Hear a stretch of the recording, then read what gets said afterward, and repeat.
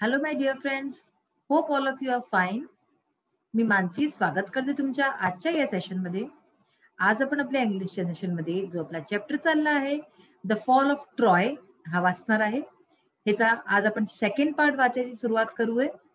आणि आतापर्यंत आपण वाचला होता की कशा प्रकारे जो पॅरिस होता, प्रिन्स ऑफ ट्रॉय, ट्रॉयचा जो एक प्रिन्स होता राजकुमार, त्यांनी हेलेनला पळवून आणलं होतं. हेलेन जी की बायको होती मेनेलोसची.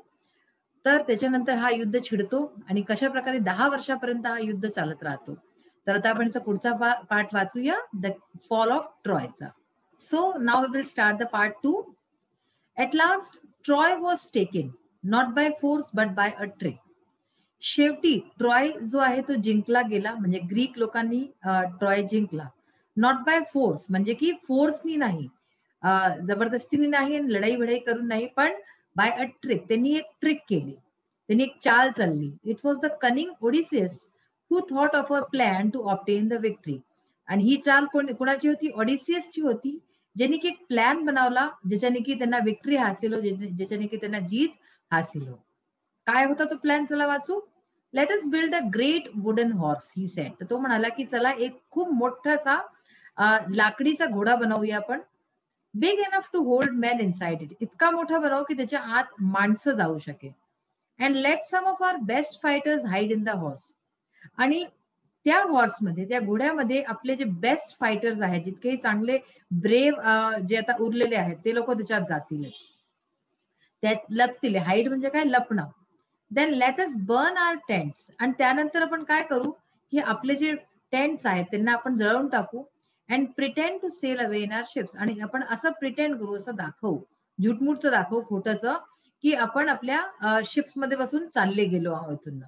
But instead of sailing away we will return in the night. पण आपण जे आहे ऍक्च्युअल मध्ये त्यांना असं दाखवू की आपण जातोय, पण जाऊ नये, आपण रात्री परत येऊन जाऊ. When the Trojans are asleep, we will attack the city and burn and kill. जेव्हा हे ट्रोजन्स झोपले असतील त्यावेळेस आपण त्यांच्यावरती आक्रमण करू, अटॅक करू शहरवरती, आणि जळवून टाकू पूर्ण शहर आणि त्यांना मारून टाकू.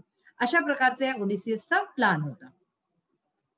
The Greek leaders decided to follow the advice. तर जितकेही ग्रीक लीडर्स होते सगळ्यांना ही गोष्ट पटली आणि त्यांनी निर्णय घेतला की हा जो सल्ला दिलाय त्यांनी, हा आपण करू. Follow the advice of the wise Odysseus. तर हा जो ओडिसियस आहे, जो इतका शहाणा आहे, ह्याची आपण गोष्ट मानू. So a great horse of wood was made by skilful engineer. तर एक जो आहे इंजिनियर जो होता, म्हणजे जे लोक बनवतात ना, तर अशा प्रकारच्या एका माणसाने हा इतका मोठासा घोडा एक बनवला त्याच्या म्हटल्याप्रमाणे. And the greatest heroes, Menelaus, Odysseus himself and others entered it. आणि हा घोडा बनवल्यानंतर ह्याच्यामध्ये जितकेही त्यांचे मोठे मोठे हिरोज होते, जे महान जे योद्धा होते, ते त्याच्यात गेले. इन्क्लुडिंग मेनेलस गेला, ओडिसियस गेला स्वतः, आणि अनेक पण लोक जितकेही खूप चांगले योद्धा होते. The last man to go in being the architect himself. आणि शेवटला माणूस जो आत गेला त्याचा तो कोण होता? तो आर्किटेक्ट स्वतः होता, ज्यांनी तो घोडा बनवला होता.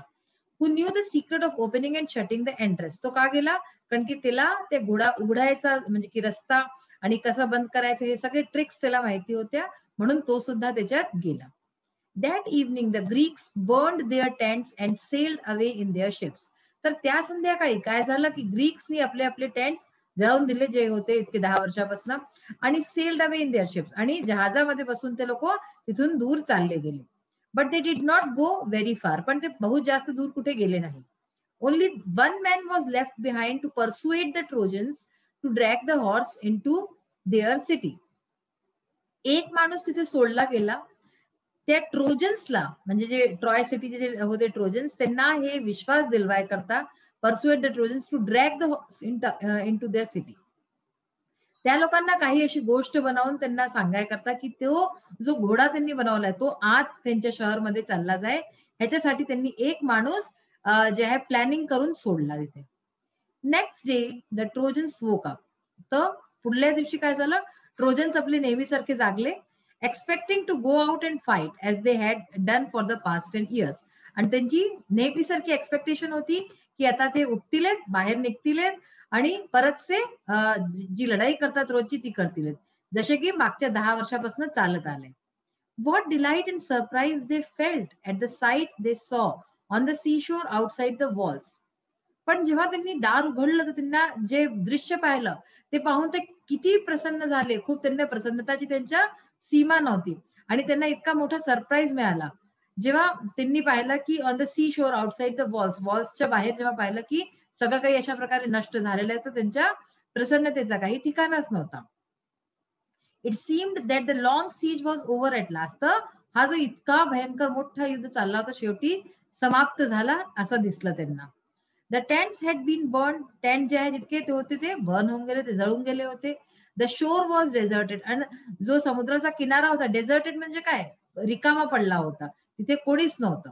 The Greek ships had all gone. आणि जितकेही ग्रीक शिप्स होते म्हणजे तिथे सगळं त्यांनी रिकामा करून आणि त्या लोकांना भरोसा दिलावून दिला की आता इथे कोणीच नाहीये, आता सगळं रिकामं आहे आणि सगळे चालले गेले शेवटी परत. It's peace at last they cried. शेवटी ते लोक खूप जोराने ओरडले की आम्हाला आता पीस मिळालं, शांती झाली, शेवटी शांती मिळाली. And open wide their gates. आणि त्यांनी आपले गेट्स जे आहे पूर्ण उघडून दिले पूर्णतया. And came out in large numbers. आणि बाहेर जे आहे खूप सारे संख्यामध्ये सगळे बाहेर आले. ऑन द प्लेन, म्हणजे दार उघडून शहरचं आणि ते बाहेर ते समुद्राच्या तिकडे काठीवर आले. Glad to be free again. परत ते लोक फ्री होते, मुक्त होते, ह्याच्याने खूप प्रसन्न होते. To go where they please. आणि ते 10 वर्षानंतर जी जी त्यांची आवडती जागा होती समुद्राजवळ ते आले, येऊ पावले म्हणून ते खूप प्रसन्न होते सगळे. Then they saw on the sands the huge wooden horse. मग त्यांनी काय पाहिलं की सँड्स वरती, वाळूवरती एक खूप मोठासा लाकडीचा घोडा ठेवलेला आहे. दे गॅदर्ड राउंड इट इन एस्टॉनिशमेंट. तर ते लोक त्याच्या चारीकडे उभे होऊन गेले आणि खूप जे आहे त्याला सरप्राईजनी आणि आश्चर्याने बघू लागले की हे काय. For it was indeed a wonderful piece of work. कारण की ते खूप सुंदर जे आहे पीस होता, तो घोडा जो होता दिसायला खूपच छान होता. तर सगळे आश्चर्याने पाहू लागले की हे काय. As they were wondering how the horse had been built and why it had been left behind, they found a Greek with his hands tied together lying under it. तर ते लोक हे सगळं सोचतच होते की हा इतका मोठा घोडा इथे कसा आहे, काय आहे, का बनवला गेलाय, प्रश्न होते त्यांच्या मनात. आणि ह्याला इथे का सोडलं गेलंय. तर तेव्हाच त्यांनी काय पाहिलंय की एक ग्रीक माणूस जो आहे त्याचे हात बंधलेले होते आणि तो तिथे खालती पडलेला होता त्या घोड्याच्या. असं त्यांनी बघितलं. म्हणजे हा सगळा त्यांची चाल होती यांना फसवायकरता. When the Trojans dragged him out. आता जेव्हा त्या ट्रोजन्सनी त्यांना बाहेर काढलं त्या माणसाला, the man pretended to be very frightened of them. तर त्यांनी माणसाने काय दाखवलं, असं दर्शवलं की तो खूप जास्त भ्यायलेला आहे त्यांच्याशी. म्हणजे ही सगळी चालच्या ह्यातच चाललं होतं. When he was commanded to tell them why the Greeks had gone and why they had left this horse behind. तर जेव्हा सगळ्यांनी विचारलं, त्याला कमांड केला, आदेश दिला की तू सांग काय गोष्ट आहे आणि का ग्रीक्स हे घोडा सोडून गेले आणि तू कसा इथे आहे, काय आहे सगळं. तर he pretended to tremble very much and refuse to speak. तर त्यांनी काय केलं, त्यांनी खूप असं नाटक केलं की तो खूप म्हणजे की भीतीने कापतोय आणि तो काही पण बोलायला तयार नाही झाला. त्यांनी काही पण बोलायला मना करून दिलं. When at last they threaten to kill him, he spoke and told them this false tale. आणि शेवटी जेव्हा त्या लोकांनी त्याला मारायची धमकी दिली की तू नाही सांगशील तर आम्ही तुला मारून टाकू, तर तेव्हा त्यांनी ही खोटी खोटीशी अशी कहाणी सगळी त्यांना सांगितली. The Greeks are tired of the long war and have sailed away in their ships, he said. तर तो म्हणाला की जे ग्रीक्स होते ते फार थकून गेले होते इतक्या 10 वर्षाच्या लंब्या युद्धनी आणि आपली आपली शिप्स घेऊन ते चालले गेले इथून सगळे शेवटी म्हणून. But they are afraid of the long voyage home too. पण त्यांना भीती होती, म्हणजे ग्रीक्सला भीती होती की इतकी लंबी यात्रा करून त्यांना जायचंय, ते समुद्राची यात्रा करून ते भियत होते. And so they have made this horse. आणि म्हणून त्यांनी हा घोडा बनवला and left it as an offering to the god of the sea. आणि ह्याला जे आहे ऑफरिंग, म्हणजे की भेट स्वरूप, असं जे समुद्राला भेट स्वरूप हा असा घोडा बनवून इथे ठेवला त्यांनी. की समुद्राच्या देवता जे आहे त्यांना हा घोडा भेट भेट स्वरूप ठेवलाय.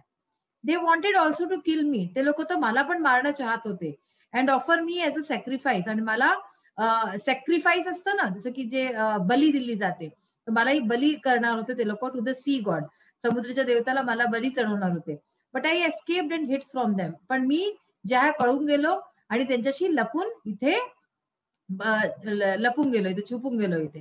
तर अशा प्रकारची खोटी कहाणी त्यांनी या लोकांना सांगितली ताकी हे लोक फसून जाय आणि तो घोडा आत आणे.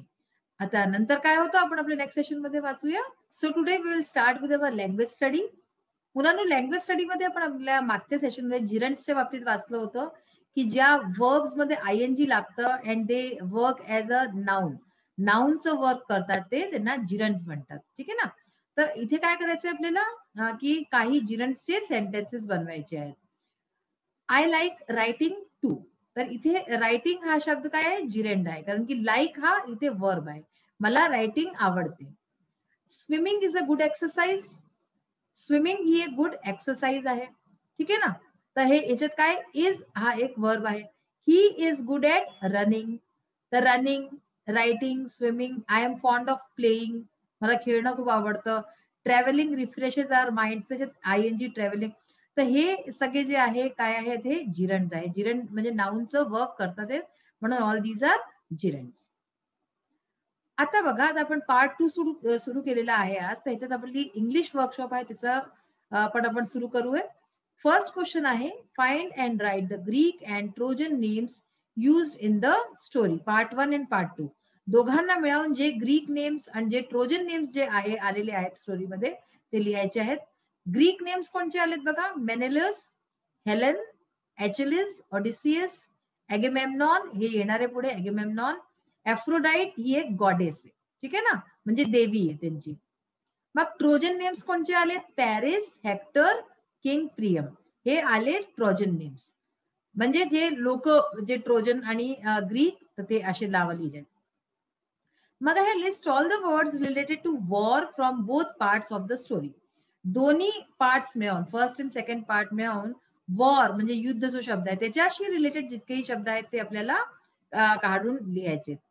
तर बघा, वॉरशी काय काय रिलेटेड असतं युद्धशी, enemy, attack, fortress, ships, protect, defend, brave, soldiers, heroes, kings, countries, revenge, siege, fighting, battles, killing, arrows, victory, engineer, peace, disaster, terror, death, conquerors. तर हे सगळे जितकेही शब्द आहेत हे आपले वॉर या शब्दाशी जे आहे रिलेटेड शब्द आहेत. ठीक आहे ना. क्वेश्चन 3 आहे, note the following constructions carefully and then use them to express your ideas. इथे काही सेंटेन्सेस दिले, त्यांचं कन्स्ट्रक्शन बघून आपल्याला काय करायचंय की ते use them to express your ideas, आपल्याला तशाच प्रकारचे आयडियाज दुसऱ्या सेंटेन्स मध्ये यूज करायचे. जसं बघा, a horse big enough to hold man inside it. त्याच्यात बिग एनफ ह्याचा यूज करून a stick long enough to fall mangoes from a tree.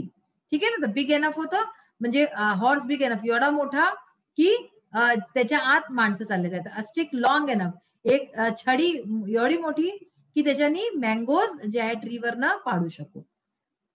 अशाच प्रकारे the Greeks were tired of the long war. म्हणजे Greeks जे आहे एवढ्या लंब्या वॉरनी म्हणजे युद्धनी थकून गेले होते. टायर्ड म्हणजे थकणं. We are tired of the TDS work. तर आम्ही जे आहे, टीडीएस म्हणजे काय, एकासारखं आणि एकच काम करून कोण थकून जातो ना, तर तेच असतं. They are afraid of the long voyage home too. ठीक आहे ना, की ते लोक भियत होते इतक्या लंब्या जर्नीशी, इतक्या लंब्या वॉयजशी. तर दे are afraid of the impending storm. तर अशा प्रकारचे हे जे तुम्हाला दिसतात ते बोल्ड मध्ये आपण यांचा युज करून आणि पण सेंटेन्सेस बनवू शकतो. म्हणजे याच्यात हेच करायचं होतं. मग आहे, they made it too big to go inside your city. त्यांनी ह्याला म्हणजे त्या घोड्याला इतकं मोठं बनवलं, खूप जास्त मोठं की ते तुमच्या ह्याच्यात शहरमध्ये न जाऊ पावे. They bought a cupboard that was too big to go inside our house. म्हणजे की त्यांनी एक कबर्ड घेतला, एक कबर्ड म्हणजे काय, अलमारी असते ना. अलमारी घेतली की जी इतकी मोठी होती की ती घराच्या आत नव्हती जाऊ पावत. They were so excited that they paid no attention to his words. ते इतके जास्त एक्साइटेड होऊन गेले, सो एक्साइटेड, इतके जास्त एक्साइटेड की त्यांनी त्याच्या शब्दांवरती काही अटेन्शन नाही दिलं, लक्ष नाही दिलं. We were so excited that we could not think of anything except our picnic. आम्ही इतके एक्साइटेड होतो की आम्ही आणि काही नाही सुचलं आपल्या पिकनिकच्या शिवाय. तर अशा प्रकारे आज आपण थोडासा लँग्वेज पार्टही बघितला, इंग्लिश वर्कशॉप पार्टही बघितला. हा सगळा इन होल असे तुम्हाला जे आहे क्वेश्चन्स जे आहेत ते येतात तुमच्या एक्झाम्स मध्ये. तर त्याच्याकरता तुम्ही पूर्णतः लक्ष द्या आणि पहा की कसं करायचं आहे. आता आपण आपल्या नेक्स्ट सेशन मध्ये ह्याच्या पुढे काय होतं आणि कशा प्रकारे ते घोडा आत घेऊन जायची ट्रिक करतो तो माणूस, सगळं वाचूया. So till then bye and have a nice day. Thank you.